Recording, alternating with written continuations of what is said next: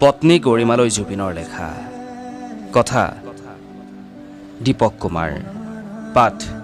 ৰিয়ানজ্যোতি শৰ্মা গৰিমা তুমি কিয় কান্দি আছা থেত আকৰিজনী তুমিচোন জানাই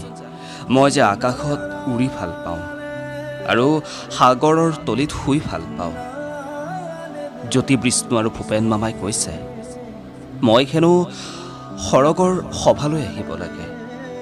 আৰু কৈছে কৰ্মত লাগি লাগি মই হেনো নিজকে পাহৰি গৈছোঁ মই বোলে ক্ষীণাইছোঁ ভূপেন মামাই কৈছে মোক বহুত গালি পাৰিছে কিয় জানানে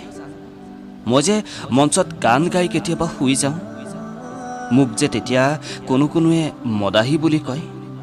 তেতিয়া বোলে তেওঁলোকে বৰ লাজ পায় গৰিমা মই শুনিছোঁ আমাৰ ঘৰৰ সন্মুখত হেনো লোকাৰণ্য হৈছে সেইবোৰ কোন জানানে ক'বলৈ বেয়া যদিও কওঁ শুনা সেইবোৰ জুবিন পাগল সিহঁতে মোৰ দৰে কাকো খাতিৰ নকৰে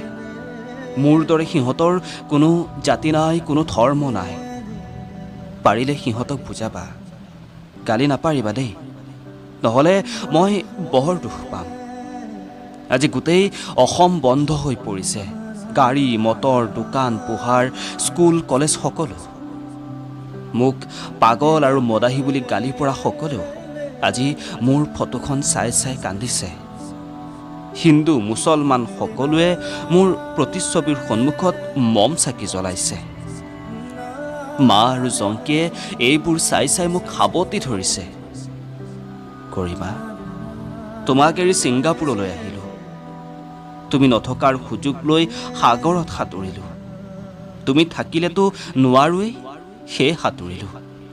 কিছু সময় সাঁতুৰি ভাগৰি পৰিছিলোঁ এবাৰ নাওখনত উঠিব চেষ্টা কৰিছিলোঁ কিন্তু নোৱাৰিলোঁ পৰি গ'লোঁ পানীত মই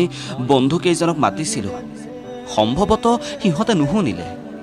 তেতিয়া তোমালৈ বৰ মনত পৰিছিল কিন্তু মই চিঞৰিব পৰা নাছিলোঁ যাৰ বাবে সাগৰৰ দলিচাতে শুই পৰিলোঁ লগে লগে মোক মা জংকী আৰু ভূপেন মামাই লৈ আহিল ইয়াত আহি আচৰিত হ'লোঁ জয়ন্ত দা দীপালী বা খগেন খুৰা অৰ্চনা বা সকলোকে লগ পালোঁ ভিতালীয়েতো মোক দেখি আনন্দতে সাৱটি ধৰিছে তুমি চিন্তা নকৰিবা